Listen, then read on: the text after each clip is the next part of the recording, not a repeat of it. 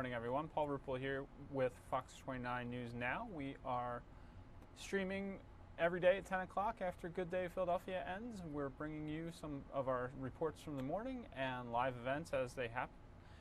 Want to get you first, we want to take you to a story about singer Demi Lovato's overdose that occurred yesterday. It's reported that it was a drug overdose, that she was saved by first responders, or that they provided her some medication when they got there. She's in the hospital after that apparent overdose, and Fox 29's Lauren Johnson has more details on what first responders reportedly did when they may have saved her life, and what all this means for fans with tickets to tomorrow night's show in Atlantic City. Yes, so we hear from advocates all the time that this is an issue that really affects anyone from any walk of life. And they say that now should be a chance to continue those conversations. And while those talks continue, the lineup here in Atlantic City for the Beach Concert Series will be changing. Demi Lovato was slated to take the stage here tomorrow night, but now Live Nation tells us that will not be happening. If you bought tickets already, they can be used for another show like the Chainsmokers on July 29th, or you can opt to just get a full refund. TMZ has kept a timeline of the events. Coming from a law enforcement source out in California, we understand the overdose did happen at her home in the Hollywood Hills. She was treated with Narcan, the emergency drug used for narcotic overdoses. TMZ also reporting that paramedics found her unconscious when they arrived, but later yesterday afternoon, the 25-year-old's aunt posted on social media that Demi is awake and responsive. You have the choice to pick up or not pick up for the first time. Once you get clean, you know, if you go back out, that's on you. You know, you have to suffer the consequences and deal with what you did. It affects every walk of life, poor, rich, mothers, aunts, uncles, children, friends. We all know people who have addiction problems. Not a lot of kids actually see it that up close. And for like Demi Lovato is something that these kids look up to. So when that happens to somebody famous, it's like, wow, like that's reality. Now, there was some confusion yesterday about what exactly she OD'd on, but her family has spoken out through a family spokesperson who thanks everyone for love, prayers, and support. Some of the information, they say, being reported is inaccurate, and they respectfully ask for privacy. Again, Demi Lovato will not be here for the show tomorrow night. Live Nation confirming that information with us, and they also say they are working on a replacement, trying to find someone at very short notice. As soon as they do, they... Yes, so we hear from advocates all the time that this is an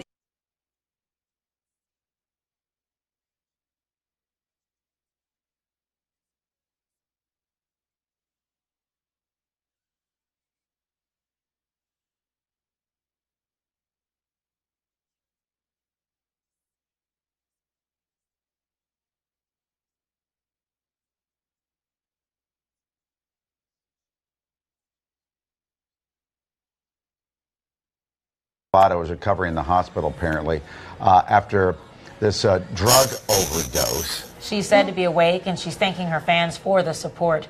Original reports claim that she overdosed on heroin, but according to TMZ, a family source says that is not the case. They're also reporting that she has not admitted to what the drug was. She denied to say what it was at the hospital. But Demi had been sober for 6 years before coming out about a relapse in her song Sober that was just released a few weeks ago. Devin Reeves, recovering addict himself, clean 11 years now? Yes, sir. Devin, good, congratulations. And by the way, a drug counselor at Brotherly Love House. Thank you for coming in here. So she says in the song she was struggling. I mean, she's reaching out to all of us. I'm struggling. You just don't know. You just don't know. No, you know, it's really hard. You know, the process of recovery is not always linear. There's often ups and downs. I don't know if you can answer this. What does taking an opioid feel like? Why is it so addictive? You know, opioids produce chemicals in our brains that are naturally produced when we ding our elbow or something like that, and they're used to control pain. Most people have tried them, whether we get them from our doctor, from a dentist. What it comes down to is some people are more predisposed to develop a substance use disorder. So when it comes to situations like this, where you know someone who's struggling, she's been very open about, and that's why so many people think connected with her. Right. Because she's been open about her journey to recovery. Do you think when she released the song, and I know it's also artistic and that kind of thing, And we don't know what's happening personally for her. But what do you think that says for the people around her then? How are you supposed to take that when they say, okay, you know what, I've had a relapse. What do you do then? Yeah, you know, with the current opioid epidemic, I think it's really scary when somebody says, hey, I want to start using drugs again, because we can't, it's not the old days where we could just say, let them hit rock bottom, because oftentimes rock bottom is 6 feet underground. Yeah, yeah. So now she knew in Los Angeles, in her home in the Hollywood Hills, she knew she had to get on an airplane today to come to Atlantic City. She had a commitment. And look at that gorgeous house. That is nice. But for an addict like that, is it just living in the moment? She knows she has a commitment on the East Coast, but the only thing that matters in that moment is the addiction. I mean, I don't think that she, you know, ingested substances that day and said, I'd like to throw my whole life into disarray. No. You know, I think we should all be happy that paramedics were called, that Narcan was deployed, and she was saved. You know, this medication is a vital part of addressing the opioid epidemic, and we need to make it more available, not all over the country, but specifically here in Pennsylvania. We have a tight shot of Narcan, which is sitting on our anchor desk right here. It's an inhaler, it's a mist Yeah, spray. it goes up the nostril. This product has saved thousands of lives in Pennsylvania in the last year alone. And what it comes down to is we're going to have a 25% increase in overdose deaths, at least in Pennsylvania, 2016 to 2017. And if we can't get more of this on the streets, the numbers in 2018 will be even more. Can you ever stop this on your own?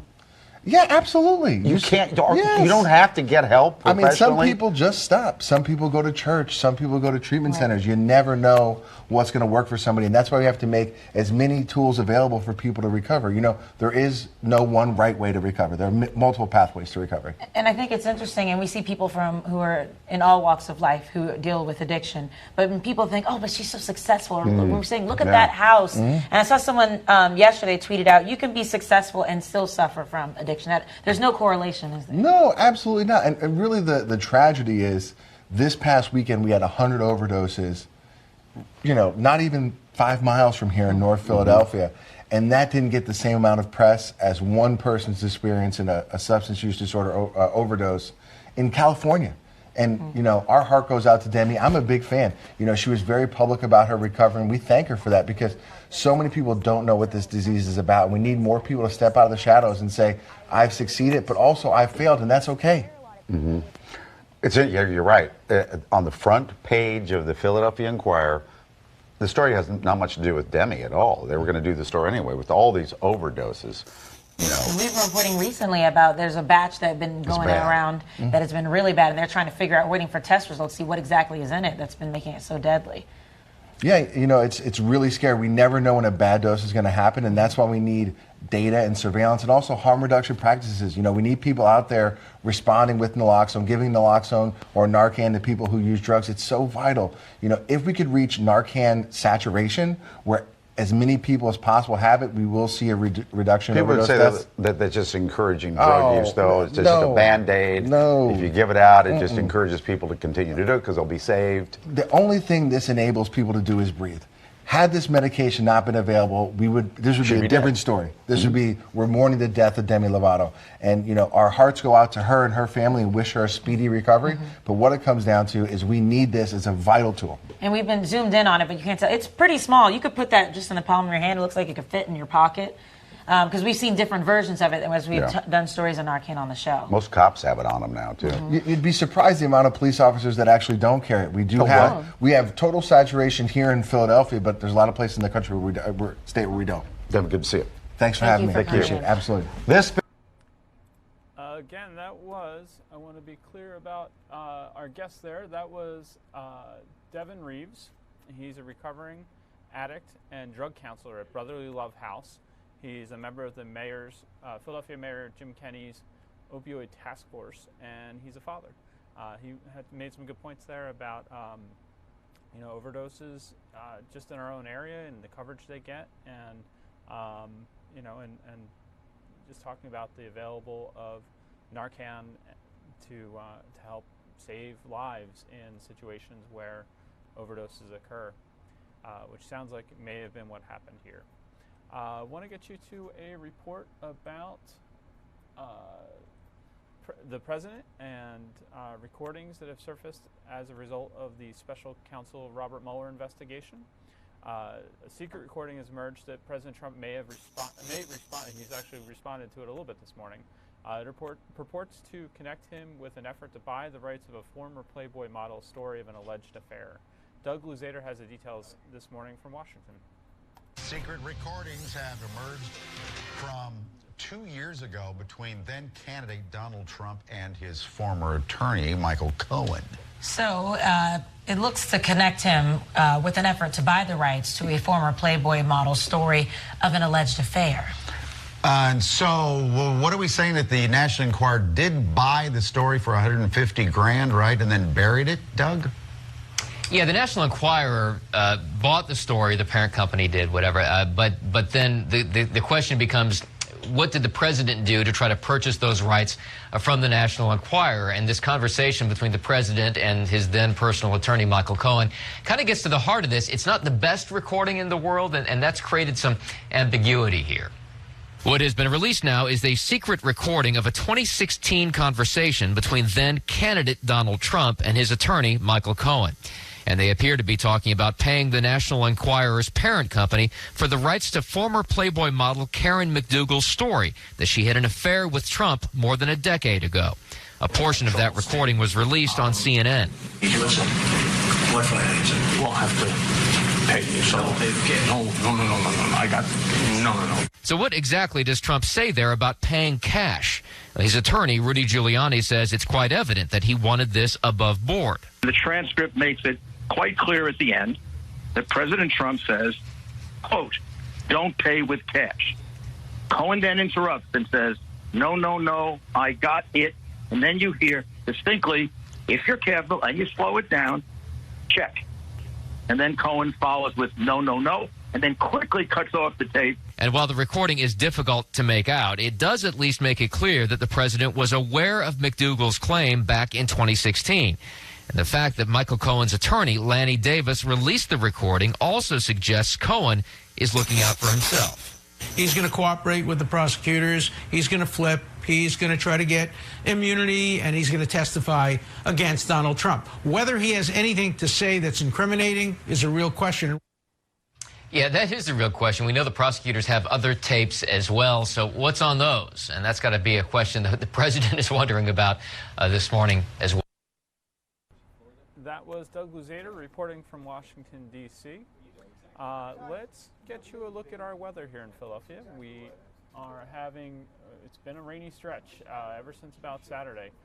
Flood watch remains in effect through Thursday morning for all of eastern PA, northern Delaware, and southwest central and northwestern New Jersey. That's according to the National Weather Service. If you encounter flooded roadways, they urge you to turn around, don't drown, and stay dry out there. A cold front slowly approaching, pushing more rain into our area, and that's what's causing some of today's rainfall. The forecast is mostly cloudy, humid, showers, and some thunderstorms possible. Let's get you a look at some of those details. Here are your watches and warnings for today.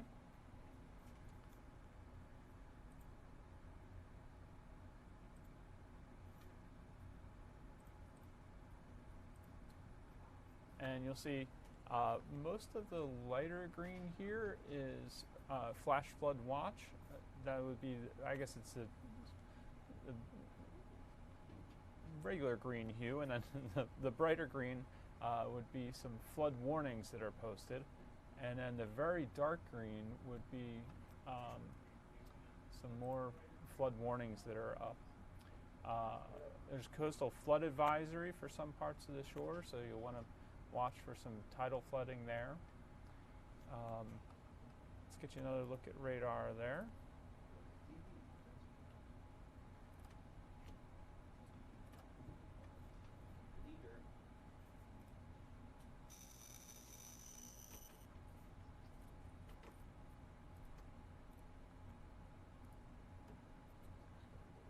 And let's zoom in a little bit on radar. There you can see the most recent frames right around our area.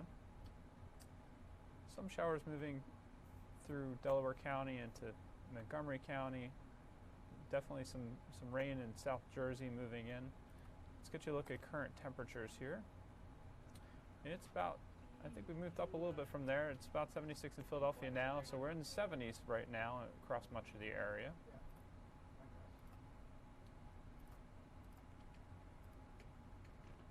The heat index isn't as high. It's humid, but it's, we haven't really warmed up that far yet, so it's not too much different than our current temperatures, so it doesn't feel that different out there.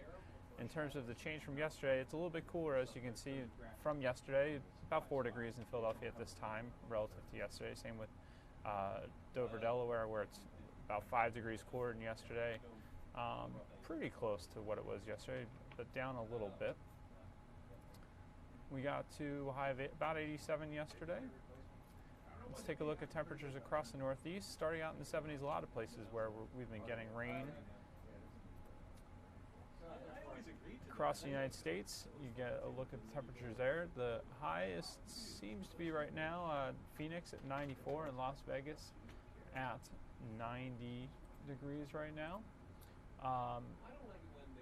Be glad you weren't in Death Valley, California yesterday, where the National Weather Service says Death Valley, California broke its daily high temperature record with a temperature of 127 degrees. So it was mighty hot out there. I know our Phoenix station was trying to bake a biscuit, I believe, in a car. So they were just testing out just how hot it was out there. We're calling today a 6. That was Sue's call for weather by the numbers.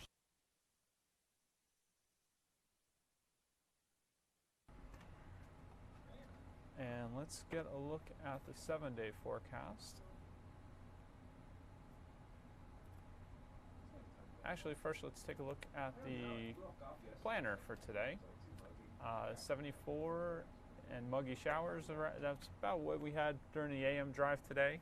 At lunch, there's another chance of a storm, and same for the PM drive. We should be around 80, 81 at those times. Here's your 7-day forecast. So around 80 degrees today with humid with storms. For the Phillies will be trying to get in the last game of their series with the Dodgers.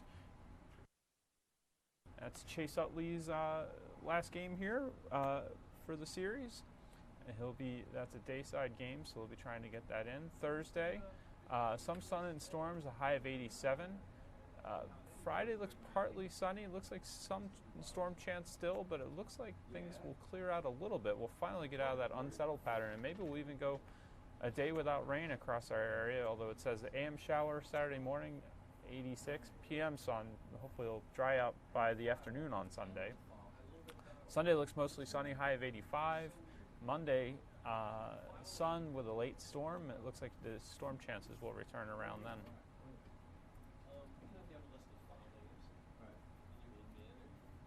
Let's get a look at our weather cameras around the region. We'll take you there momentarily.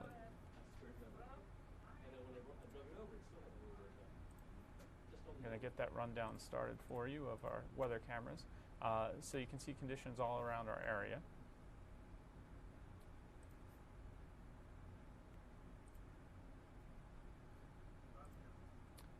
I hope you can stay dry today. It has been a bit of a mess the last couple days.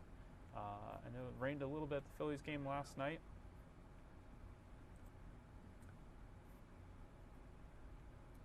Here come those cameras.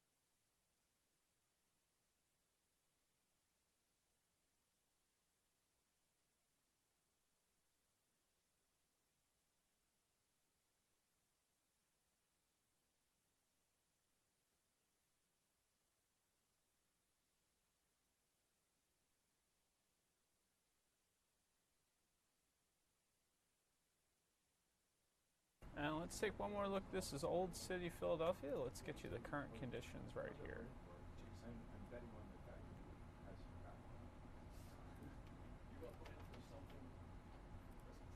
It's 76 degrees right now outside our our Fox 29 studios in Old City, Philadelphia. The dew point is 73 degrees, so not as humid as it has been the last couple days, but still pretty sticky out there. Winds are out of the southeast at 8 miles per hour, providing a little bit of a breeze. Still not ideal. We're certainly hoping for more. As I mentioned earlier, Sue's calling it a 6 today on our weather by the numbers, but hopefully we'll clear out a little bit by later in the week.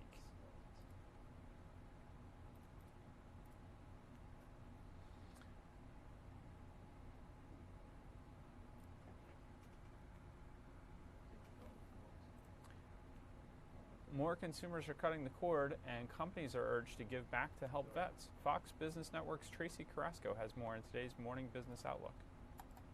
Good morning. Investors are focusing on a big day of earnings. Dow Components, Boeing, Coca-Cola, and Visa set to report, along with GM, Ford, and Facebook.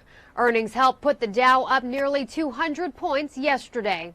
According to a new forecast from research firm eMarketer, 6 million more TV viewers will cut the cord this year in favor of streaming video services like Netflix and Hulu. And the number of those who cancel pay TV is expected to climb 32.8% this year to 33 million.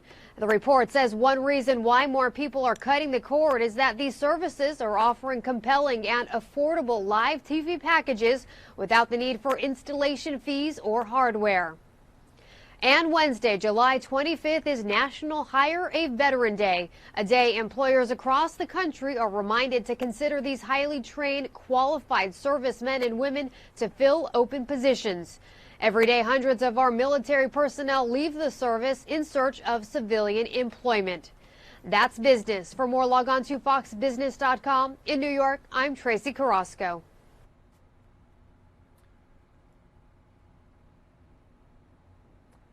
A little while ago, our sister station at KTVI near St. Louis, Missouri, was over the scene of an FA-18 Hornet jet fighter plane that was flying to Spirit Airport and having some trouble landing. Let's show you a little bit of video of that.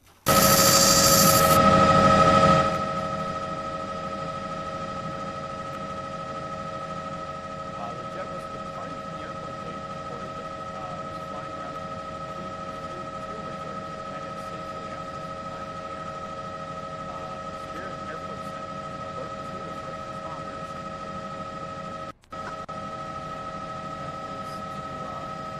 That means it was like a mechanical or electrical issue.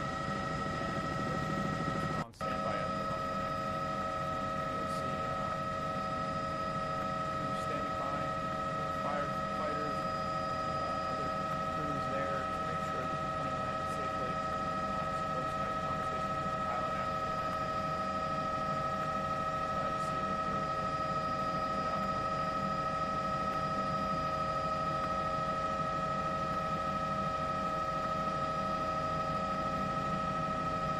Again, this was earlier at Spirit Airport.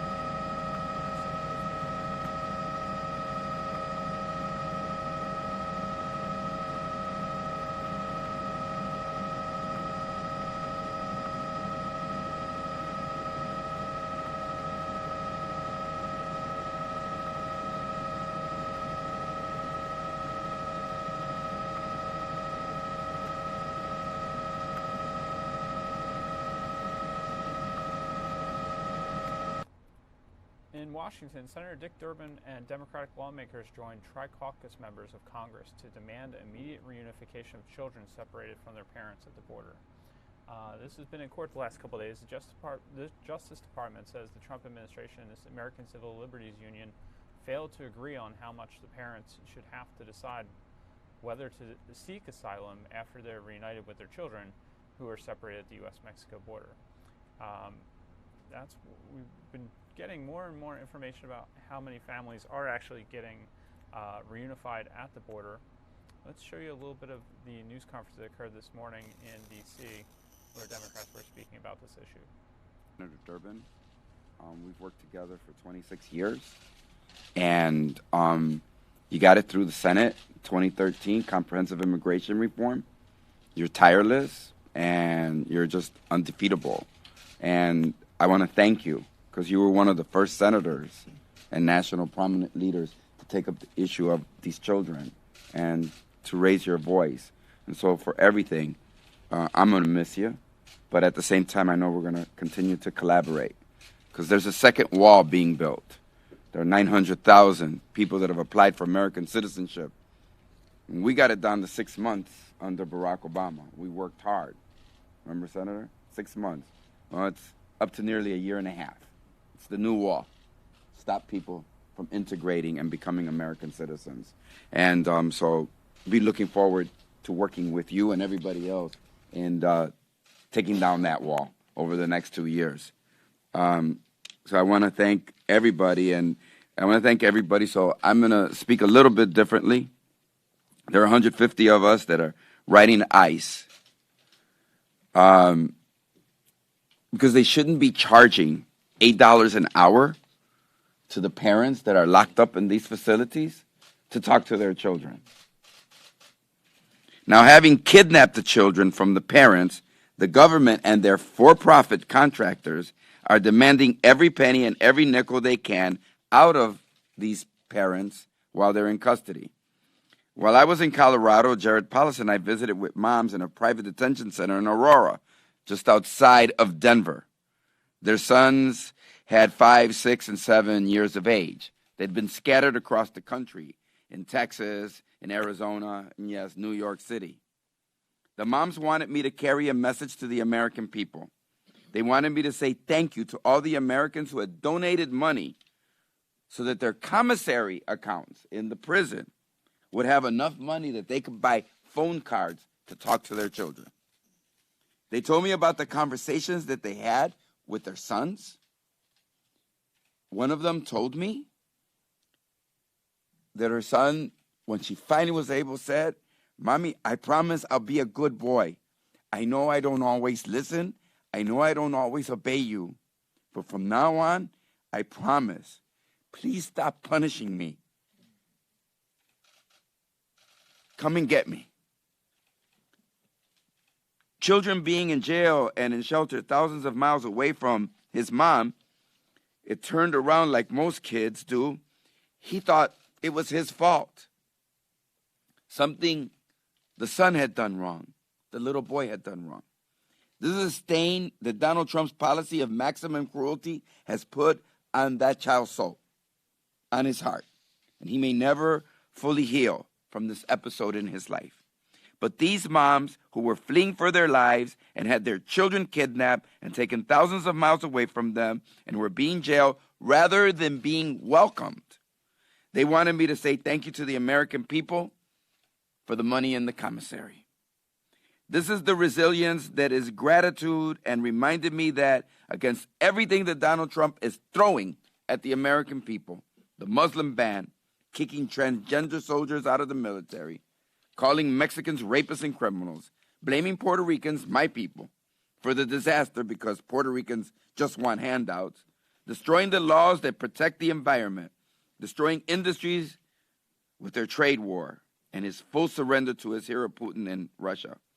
After all of that insult and injury, we are seeing Americans stand up for these children and remind us all about the true American exceptionalism that we still are. When our government does nothing about gun violence, teens and young people stand up. When people are shooting unarmed black men, the American people are standing up. When children are stripped from their parents' arms, the American people are not sitting quietly. No, they're raising their voices. They're standing up for what America should be about.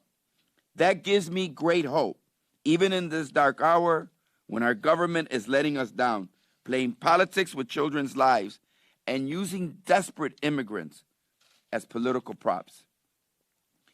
Quiero primero en español porque lo dije en inglés y no es suficiente. A mi amigo y mi colega, el senador Durbin, gracias por 26 años de colaboración y de trabajo.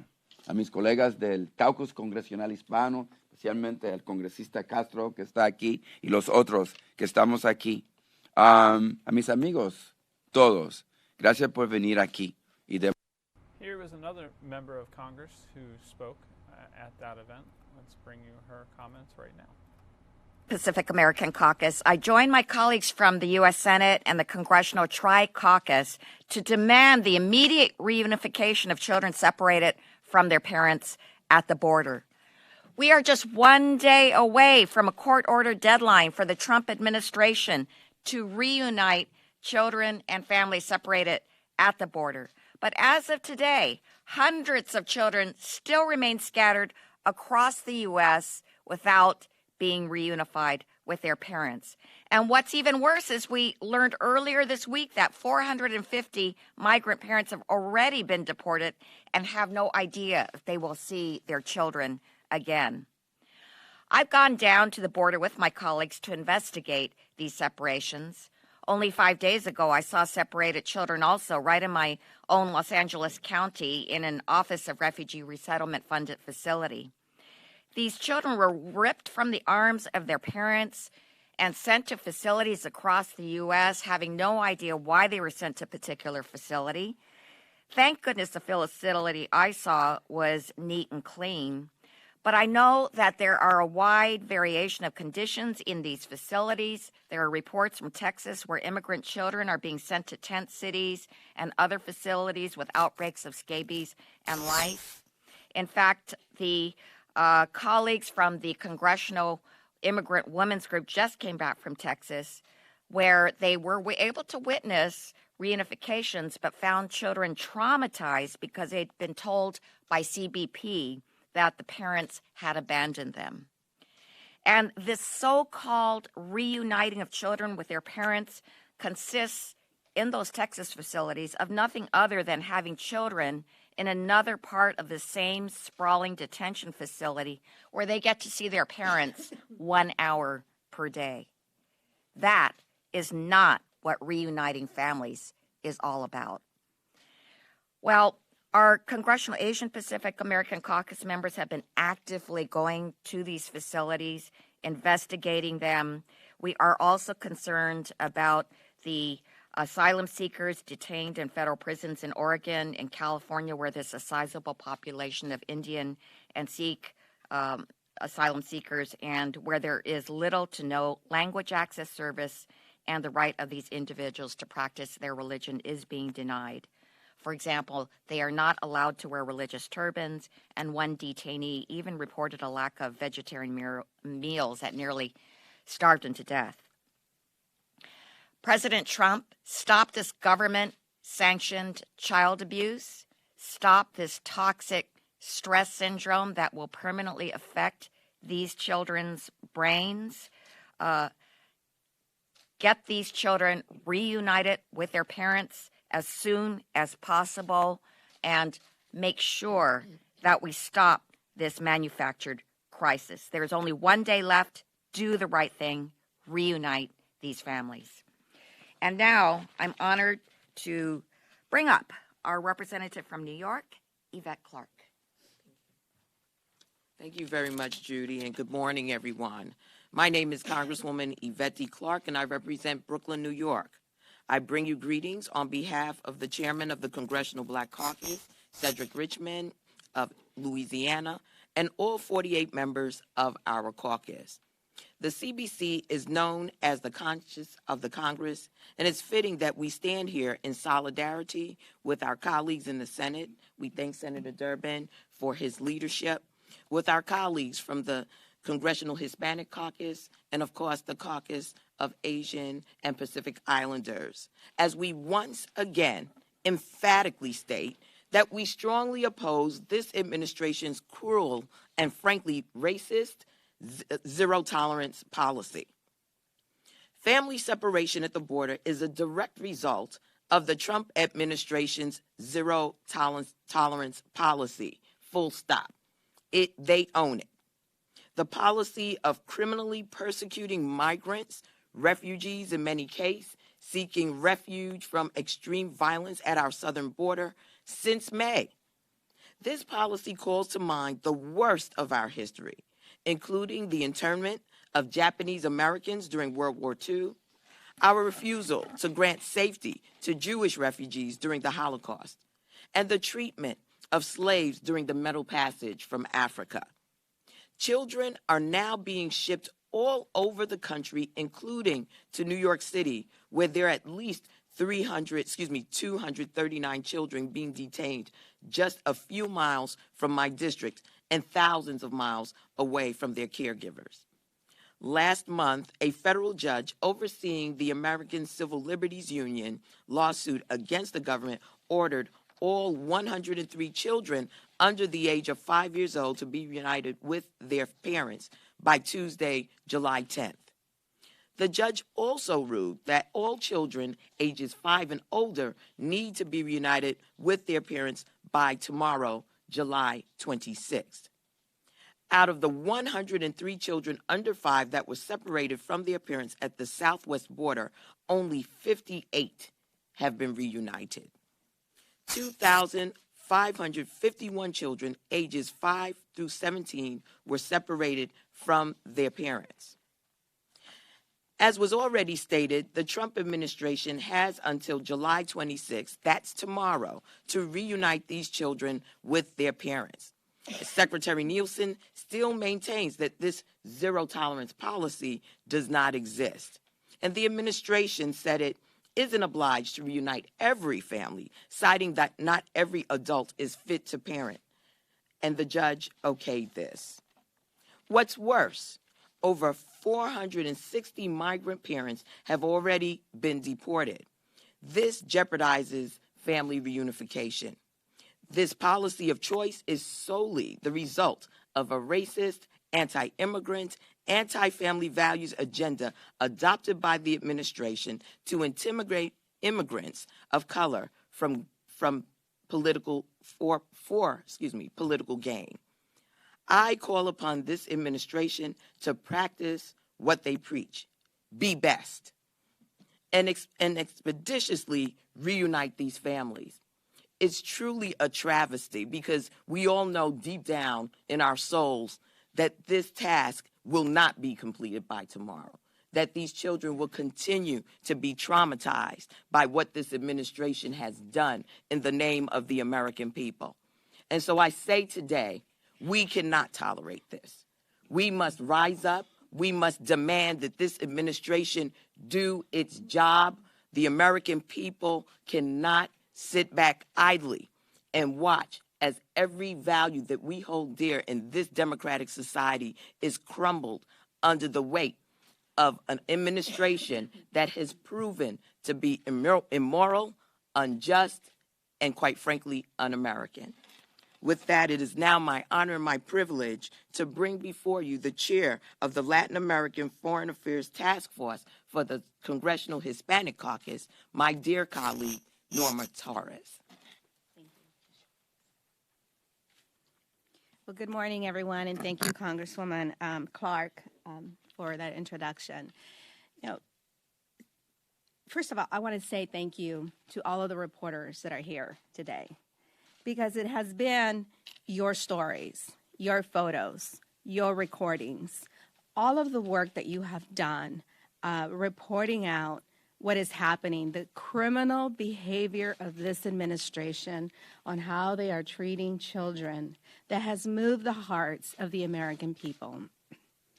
Everywhere I go, whether it is in California in my district or Iowa, where I was just at attending an event with the Democratic caucus there, or the Democratic Party there, families are coming up to us asking about the welfare of these children, asking about who is standing up for these kids. And if this administration isn't, who else can we turn to, is what they're asking. And what I'm asking them is, this administration has failed the American people time and time and time again. In the first year, they have begun a process of deporting the 11 million people that are here. And they began a process of abusing children in an effort to try to keep people from fleeing very, very dangerous situations. I have spent the last 3 years working on addressing the root causes of the Northern Triangle. Deeply involved in the public corruption that happens there, deeply involved in bringing about accountability and transparency on how U.S. dollars are being spent there, deeply involved in ensuring that we can help to build capacity there so that children can see a future for themselves in their own country. And it is the best thing that we could do is to help them where they are. The previous administration started a process of building up capacity and working with its neighbors. Belize, Costa Rica were two countries that were identified and had agreed to take on refugees and to develop refugee centers where people could be processed so that they wouldn't have to flee north and walk the 1,000 miles in very dangerous territory. But when this administration came in, all of those efforts were abandoned. And we were left with children being put in cages. Those photos and cries are hurting the image of the American people, of this great nation we call home. So I want to thank all of the moms and dads and people that have reached out to us and continue to demand more. And I ask you to continue to do that, because when we talk to children, when we talk to the parents, the stories that are coming out are stories of the left hand doesn't know what the right hand is doing, misguided application on the direction on how this administration wants things done. It feels and it seems like nobody really knows what to do. Cannot answer basic questions such as, why do you have to keep the air conditioning at 70 degrees? Why do you have to feed cold food to children? Why do you have to take away a baby that is lactating from its mother? Why do you have to take away any human dignity from the parents? There's no reason to do this. These are not MS-13 toddlers, babies. These are little human beings that will remember us and how we've treated them. So stand up, continue to stand up to the press, continue to report out these images. You know, this information is really important. We only have hours before, again, this administration has to answer to why they have not been able to reunite these families. And they haven't because they are simply don't want to, because they failed to do the basic minimum, and that's to track the mother and child as they were separated. Now it is... We're just going to go right back. Senator Durbin, would you lead us in the Q&A, please? Sure. Anybody have any questions? All of us can answer. The parents that have been deported, and we've heard from some lawyers that represent these families that some of those parents were told that if they left the country, the reunifications would actually... All right, welcome back to News Now, Fox 29 Philadelphia. I want to take you to a couple stories that are developing today. Let's show you those right now.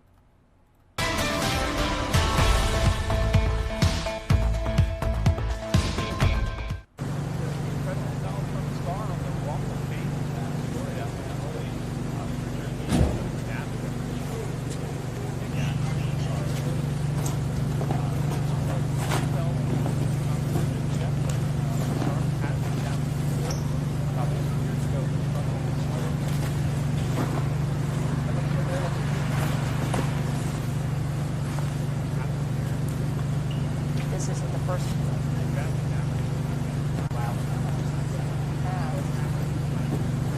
The full extent of the law. And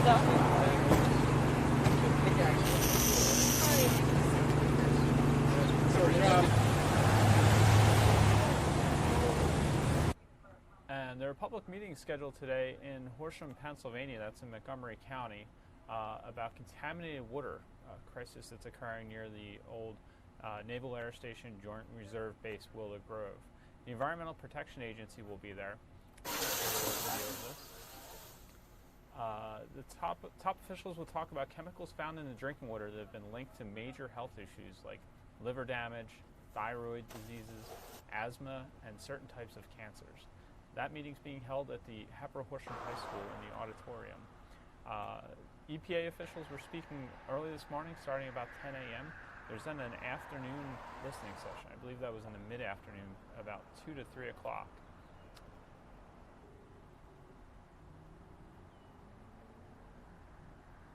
This is some file footage of reporting we've done out there.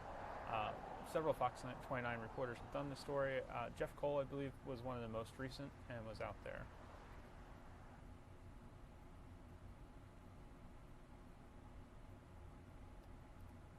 We're going to take a live look at, this is an event that's happening in Washington, D.C.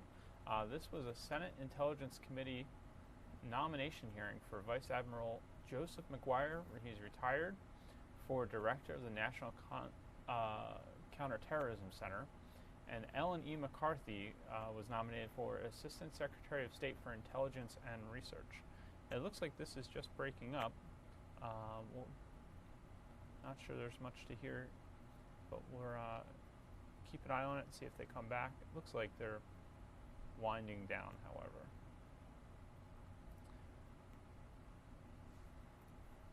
We talked a little bit about the stock market earlier. It was up almost 200 points yesterday. Today it's starting down a little bit. It's been down perhaps as much as 80, 90 points.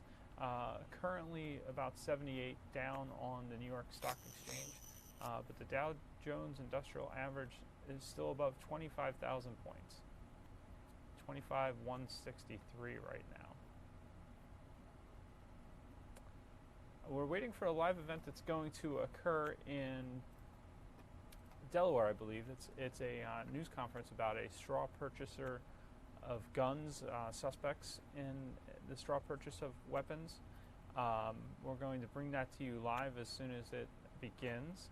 Let's take another live look at radar and talk about the weather that we've been having. It's been repeatedly stormy over the last couple days since Saturday. Wave has been bringing almost tropical feeling, well, it's not that warm, but very moist conditions to our area, lots of rainfall. Sue was saying this morning some areas have picked up as much as, I want to say she said Mount Pocono's had almost 10 inches of rain recorded since the weekend, since Saturday. Other areas have had several inches, especially flooding to our west. Areas like Hershey, Pennsylvania, they've had to close the park again today due to some of the stormy conditions and flooding that's occurring. So we're keeping an eye on the weather. Hope you'll be careful driving and moving about today when the heaviest of the rain is falling later today. Let's get you a zoomed in look at radar. Here's one of the most recent frames. You can see some scattered showers moving over Delaware County, Chester County, Delaware County, Montgomery County, and mostly bypassing the city. Might be a little bit out there. The shore points right now are getting a fair amount of rain. If you're trying to vacation at the shore this week, it's probably not been ideal. Probably a lot of scrambling when the rain starts again, and maybe you're getting some sunshine when the clouds clear briefly. The rainfall is generally shifting east today relative to where it's been. It's been a little bit west of Philadelphia primarily, but parts of New Jersey could get in on some of the more significant rainfall today. I want to show you the watches and warnings that are still up there for today. Let's get you those. There you go. We've got some. Let me take a look. Get get the latest information for you. We've got flood warnings out west of western suburbs from Lancaster County on over primarily. We do have flash flood watches for much of the area too. And then we've got some coastal flood advisories along the, looks like the central New Jersey coast.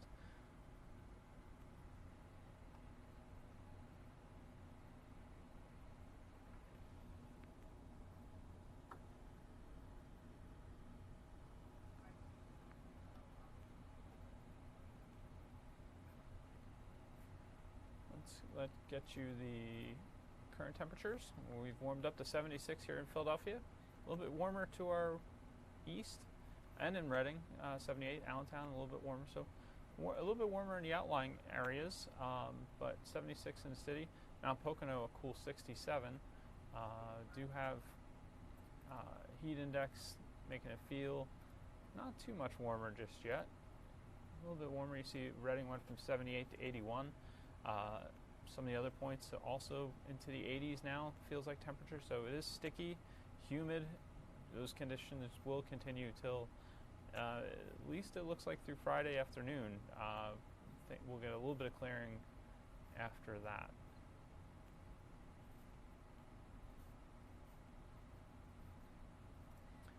Temperature change, it feels a bit cooler in Philadelphia right now. That's probably a result of the steady cloud cover we've had. Not as much sunshine as we did yesterday morning. Temperatures across the northeast.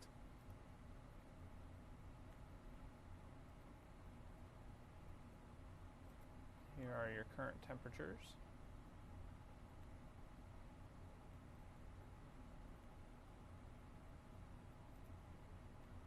Got a little bit of satellite, a little bit of cloud cover on satellite, as you can see, and that's dropping visibilities. That doesn't look so bad right now, actually. A lot of 10s up there. Here's the rain I was talking about, the shore.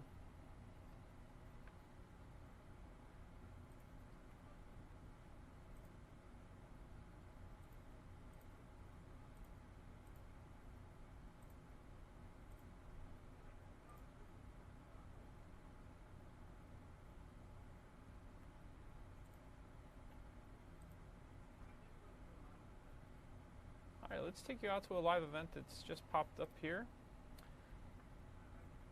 Our understanding is that Kevin McCarthy is speaking at Turning Point USA's High School Leadership Summit for conservative high school students. I believe that actually looks like it's Rick Santorum right now.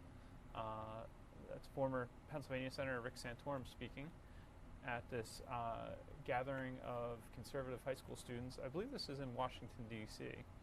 Let's take that right now live. About why you're doing what you're doing. Prediction for the midterms, I think we're still very much in flux. All these races tend to come down to, number one, the quality of their candidates and the quality of our candidates. Everybody talks about big waves, and there are waves. I don't think this is going to be a huge wave election, contrary to what the media would like you to believe. I think our base is energized, and I think their base is super energized. The question is whether we have good candidates that connect with our base and will get them out to vote. I look at the race like in Pennsylvania. We have a Senate race in Pennsylvania. Lou Barletta, terrific candidate. You see, here's a guy who's being outspent. The national media is paying no attention. The state media is paying no attention to him. And most recent polls have him down 5 or 6 points. That's unusual. And why? Because Lou connects with the base. I mean, Lou is an absolute solid base Republican supporter. And so just those are the kind of races you need to look. If you got guys who can really, and gals, who can turn on your vote, you're going to have a lot of competitive elections. Yes, next. Here in the back, center. Center. Hi, my name's Lex, and I'm from Georgia. There you are. Okay, sorry. This light makes it hard to see out there. Go ahead. I was wondering what your opinion is on the separation of church and state, and if that impacts your view on how important family is. Well, my view on separation of church and state is the same as the founders' view of separation of church and state.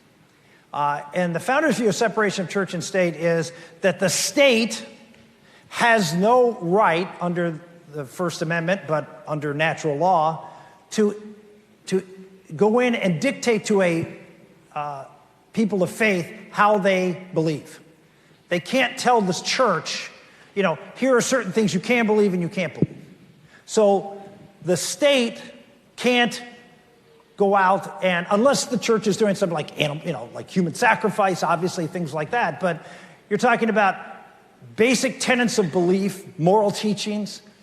The state has no role other than to allow the churches to be able to practice as they believe. If there's any fundamental human right, if there's any right that is enumerated in the Constitution that is the most important, it's the freedom of religion. Why? Why? Because it's the freedom to believe what you want to believe. If you look at all the other freedoms, the Second Amendment, the freedom of speech, freedom of assembly, freedom of press, what do they matter if you can't believe and think what you want and live your life according to those beliefs? If you can't do that, all the other stuff is window dressing. So that's the most foundational belief. The second question is, and this is where I think you're headed, which is, what is the role of the church in influencing the government? And the answer is absolute. Absolute. Why? Because what is the church? You're the church. The church is a group of people who have certain beliefs. And you, because of having God-given rights that are enumerated in the Constitution, because of your God-given rights, you have the right to petition your government and to go out and make your case. That's what the First Amendment's all about.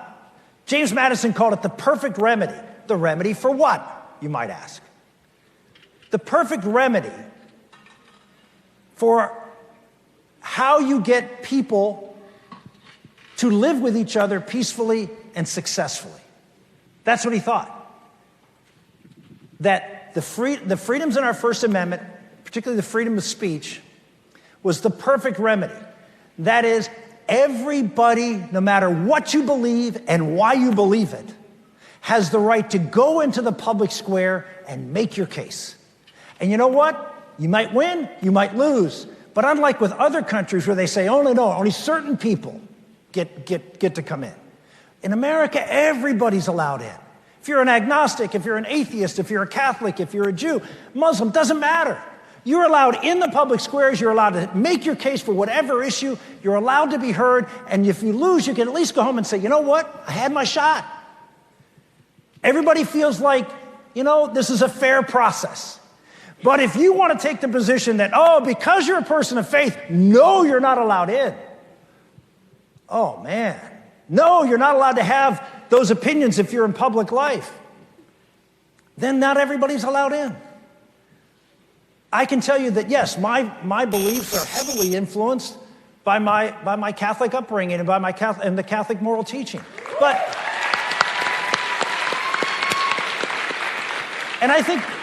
you know what? I'm very upfront about that. And I'm okay if someone comes and says, my teaching, my Jewish teachings or my atheist beliefs really influence, that's fine, good. Be upfront about it. And I think that's what we have to get comfortable with, that beliefs are good things, and again, even if we don't like them, even if they're horrible beliefs, they have a right to be heard and adjudicated in the public square. Yes, next. We have another one up here in the stands to your right. Okay. We want to get you Hey, what's going on? Another event that's my name is about Mike to Bednar. begin. I'm from Springfield, Pennsylvania, which is like 20 minutes outside Philly. Prevent gun violence. Super Bowl champions. Joining with a Delaware law firm called Hudson and Castle to file a lawsuit. I'm a Steeler fan, but I'll do the Eagles this time. Congratulations. One time that's good. That's all we need. We got a few on our side. Six from the Brady Center. So we have a governor's race in Pennsylvania this year, holding this news conference. and I was just wondering what you think about Scott Wagner, the Republican nominee. I supported his opponent. So in the primary, look, Scott is a hard-charging conservative who has a Let's get you pretty that right strong now. record in the state senate of shaking things up. Thank you all for coming here.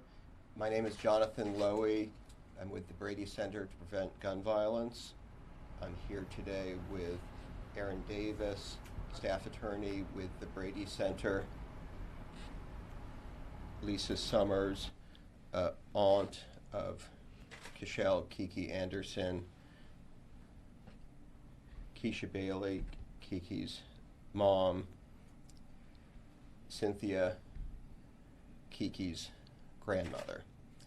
We're also here with Ben Castle, who's one of the top trial lawyers in Delaware and, in fact, the nation. The Brady Center, for about 30 years, has been the only gun violence prevention group in the country fighting in the courts to reduce America's gun violence epidemic. We've represented victims and survivors of gun violence in cases across the country in over 30 states, and we've won victories in state Supreme Courts, trial courts, and appellate courts in states including in Pennsylvania, New York, Massachusetts, Wisconsin, Kansas, Missouri, New Mexico, California, Washington, West Virginia, and many more. We're here today to announce the filing of a lawsuit brought by the family of Kishelle Kiki Anderson against Cabela's. The lawsuit is brought because Kiki should be here today, and she isn't. On September 18th of 2016, Kiki was walking with a friend in the streets of Wilmington. Kiki was 19 years old. She was a loving daughter to her mom, Keisha. She was a loving mother to her son, Jordan. She was working and she was planning to go to college. She had her entire life ahead of her. Her life ended that evening because two juveniles who should never have had access to a handgun were able to get a handgun, and they used it to end Kiki's life. We're bringing this lawsuit against Cabela's, one of the major gun retailers and sporting goods shops in the nation, because our complaint alleges that if Cabela's had done what it was supposed to do, Kiki's killers would not have had a gun, and Kiki would be alive today. The gun used to kill Kiki was sold in an illegal straw purchase. That is, a sale in which one person is purchasing a gun for somebody else. As gun dealers like Cabela's know and have known for decades, straw purchases are one of the most common ways by which criminals, minors, and other prohibited people obtain guns.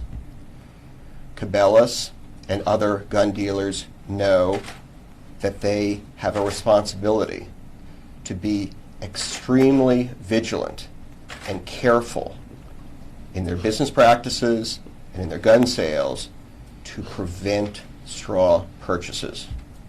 Cabela's and other gun dealers know and have known for decades that if they are not vigilant and if they supply a gun in a straw purchase, they have every reason to expect that that gun will end up in the wrong hands and that innocent people like Kiki will be killed. And that is what happened. A mere 6 weeks after the straw purchase at Cabela's, Kiki was killed. Now, I want to make clear that this case is not an anti-gun case. It's not an anti-Second Amendment case. This is a pro-safety case, which most gun dealers and most gun owners should agree with and do agree with. The fact is, most gun dealers are responsible business people who take their responsibilities extremely seriously. About 90% of gun dealers sell 0 guns that are traced to crime in a given year. However, about 5% of gun dealers sell about 90% of the crime guns in America. That's about 5% of gun dealers supplying virtually the entire criminal gun market. And that is the problem. Kiki's family is bringing this case, represented by Brady Center to Prevent Gun Violence, myself, and Aaron Davis, as well as one of the top trial law firms in Delaware and in the country, Hudson & Castle, with Ben Castle in the lead from his office. The reason why Kiki's family is bringing this case today is simple. They do not want any other family to suffer the way they have suffered. They do not want any other child to lose their mother, and they do not want any other mother to lose their child. And if gun dealers act responsibly, the supply of guns to the criminal market will be greatly reduced, and many, many lives like Kiki's will be saved. Aaron Davis will now provide a little more detail about the allegations in this case. Good morning. My name is Aaron Davis, and I'm an attorney with the Brady Center to Prevent Gun Violence. Along with Hudson & Castle, we represent the family of Kiki Anderson in their lawsuit against Cabela's. This is a wrongful death action in which the family of Kiki Anderson alleges that Cabela's acted negligently, and that negligence was the legal cause of Kiki's death. In the complaint, we allege that on July 28, 2016, Cabela's violated both state and federal laws which were enacted to protect public safety, and failed to act with reasonable care when it sold a firearm to a straw purchaser who was buying the firearm on behalf of a convicted felon. Federally licensed firearms dealers, such as Cabela's, are well aware of that straw purchases are the primary ways in which guns end up in the hands of felons and dangerous individuals, and that selling a gun to a straw purchaser is a violation of both state and federal law. The complaint alleges that Cabela's knew or should have known that a straw purchase was underway, and that the store did not stop the purchase, notify law enforcement, or comply with any of its legal obligations. As soon as Cabela's transferred the gun to a straw purchaser, it entered the criminal marketplace and got into the hands of 2 juveniles who shot and killed Kiki, who was an innocent bystander. Courts around the country, in similar cases, have determined that a gun dealers like Cabela's must use the highest degree of care in their business practices to ensure that guns do not get into the hands of dangerous people and therefore enter the criminal marketplace. And if they violate this standard of care and a gun enters the criminal marketplace, it is foreseeable that somebody like Kiki will be shot. In our complaint, we have alleged several counts against Cabela's, including negligence, negligence per se, negligent entrustment, negligent supervision and training, and public nuisance. The complaint alleges that if Cabela's had acted with reasonable care, not negligently, that the gun used to kill Kiki would never have entered the criminal marketplace, gotten in the hands of dangerous people, and this tragedy would never have occurred. Yeah, if anyone has any questions, we'll answer what we can. Hi, Mark from WDEL. I was wondering if you might be able to identify a step in which Cabela's was allegedly negligent in this case. Where did they fail? What could they have done along the way?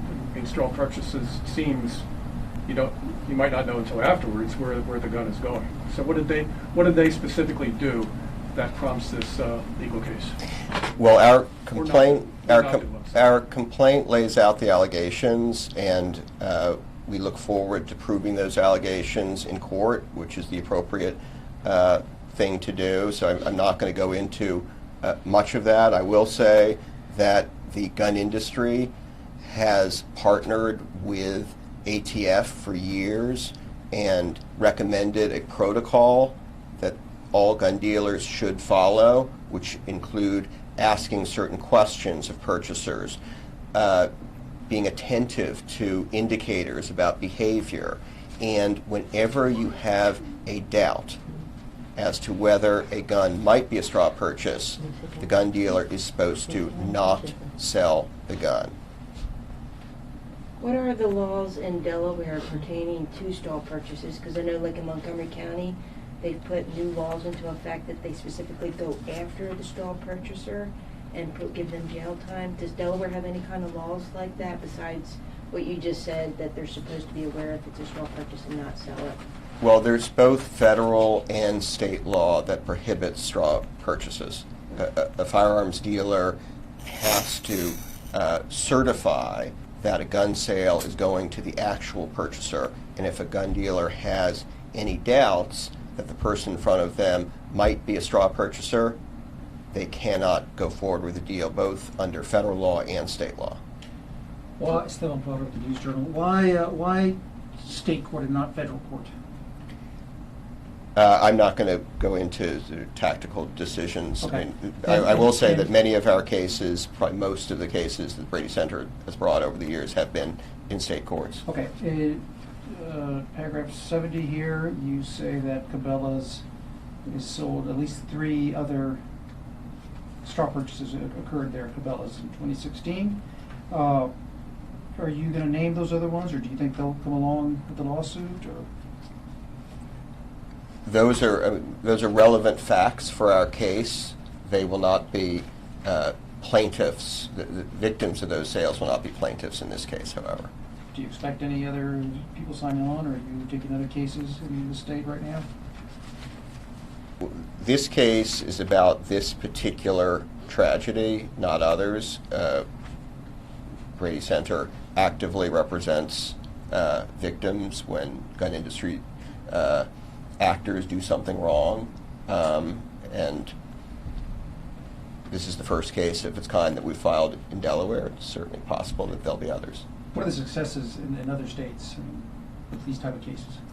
Over the years, we've won millions of dollars in settlements and verdicts.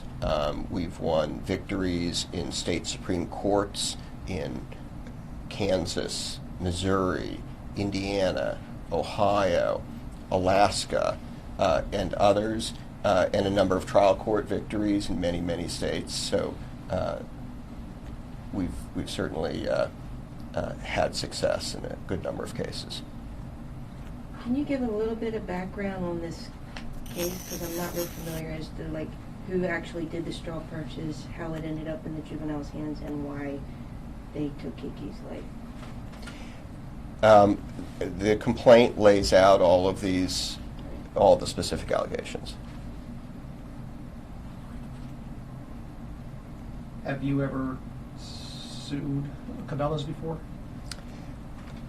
We have not brought an action against Cabela's. We have brought actions against Gander Mountain, another major chain. We've been involved in cases brought by others against Walmart, so certainly we've brought cases against major sporting goods chains as well as smaller ones. Walmart is one of them, you said, or? We assisted we assisted lawsuits over the years against Kmart and Walmart. Okay. And the parent company of Cabela's, Bass, I see they're mentioned here. Have you ever filed suit against them? We have not, no. Is this the first, maybe you can answer this also, is this the first type of case here in Delaware where someone goes after the straw purchaser? This is the first that I'm aware of, Sure. against not the straw purchaser, against the gun dealer. I'm sorry, again, yes. Yeah.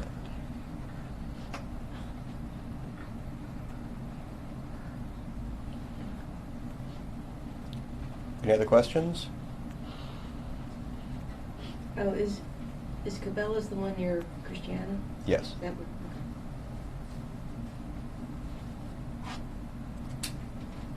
Okay, thank you very much. Will the family be saying anything? I'm sorry. They will not, no.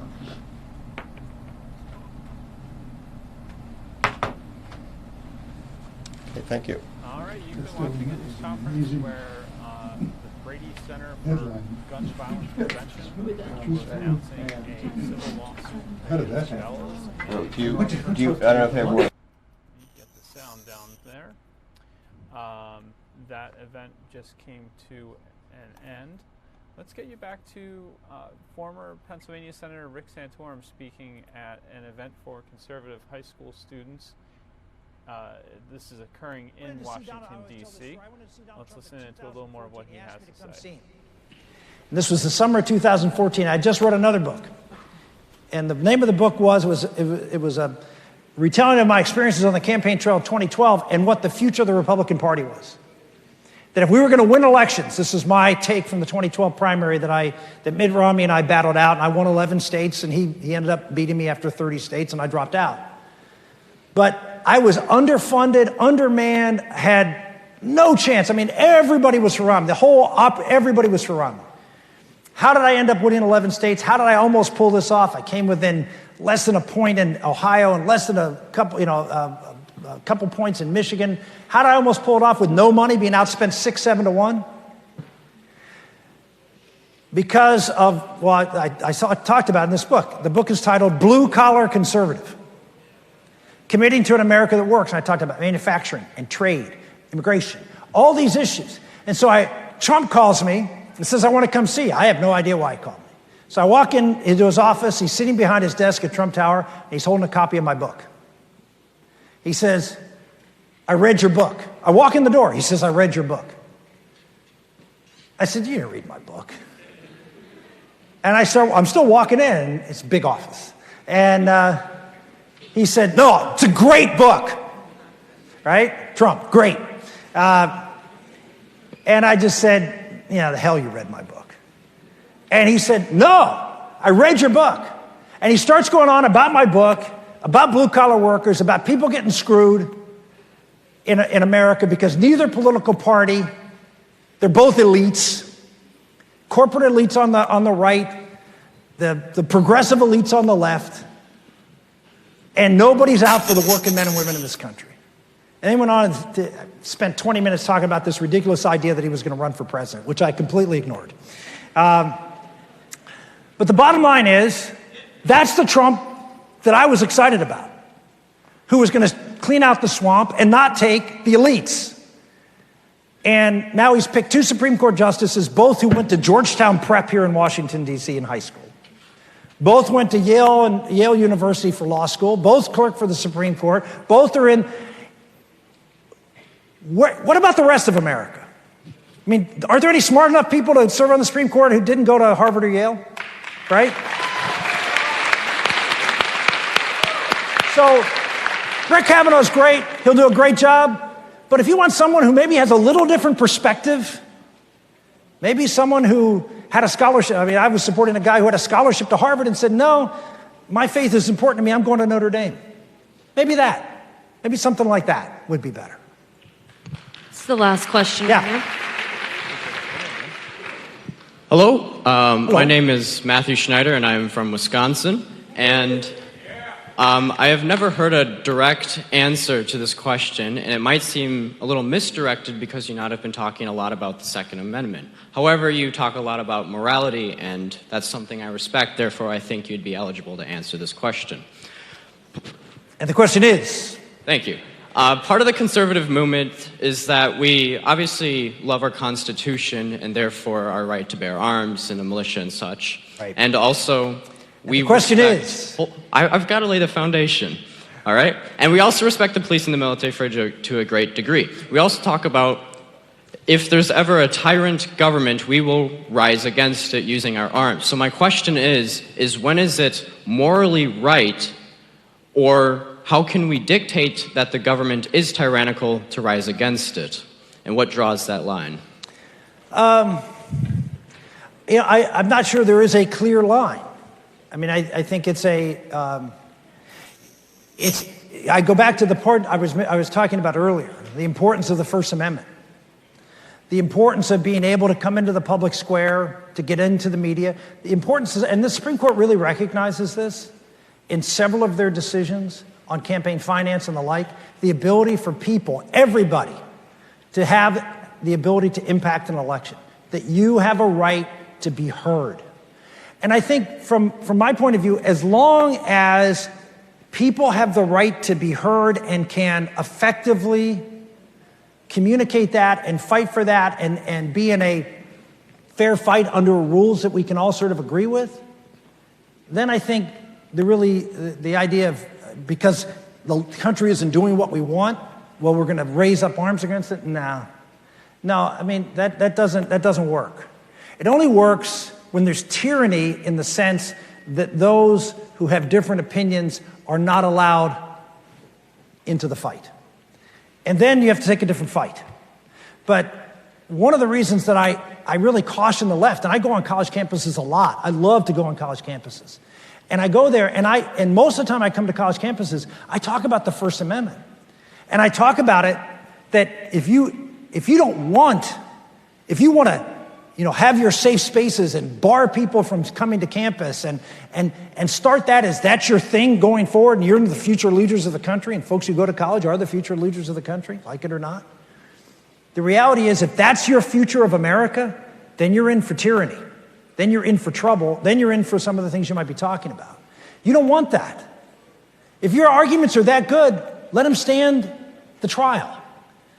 And so I don't think we're going to get there. I don't feel we're even close to that point.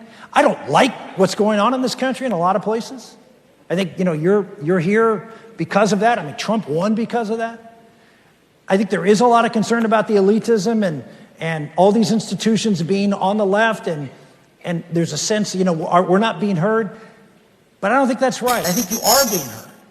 I'll give an example. I mean, obviously, hopefully some of your parents were kind enough to help pay your way to come here. Some of them are going to probably help you go to college. Ask your parents who went to a liberal public university or a liberal private university, any university. Ask them how many of them give money to that school. Now, if they're conservative, I assume they're conservative. Let's make the assumption. Your parents are conservative. They care about the traditional values and the values that are reflected in this room. How many of them give money to those schools? And if the answer is, well, we do, I'm an alum and I support. Why? Why are you giving money to organizations that undermine the very thing that you think is important for America? Don't. Stop funding folks who undermine our country. Stop buying products from people who undermine our country. I mean, if we're...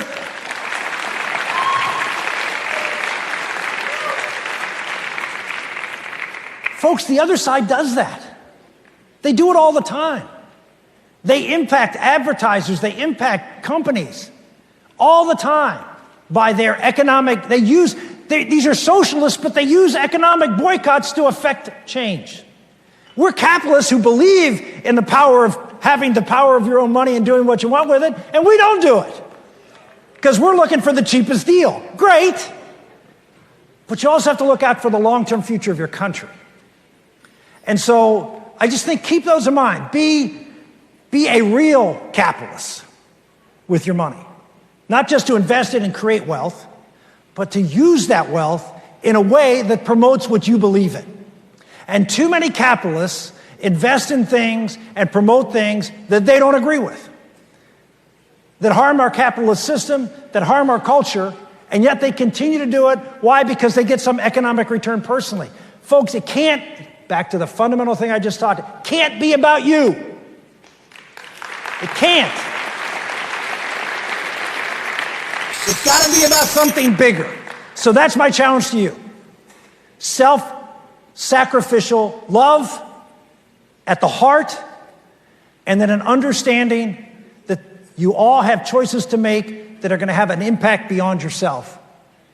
And make choices that are consistent with that sacrificial love and the love of the values of the greatest country in the history of the world. Thank you all very much, and God bless.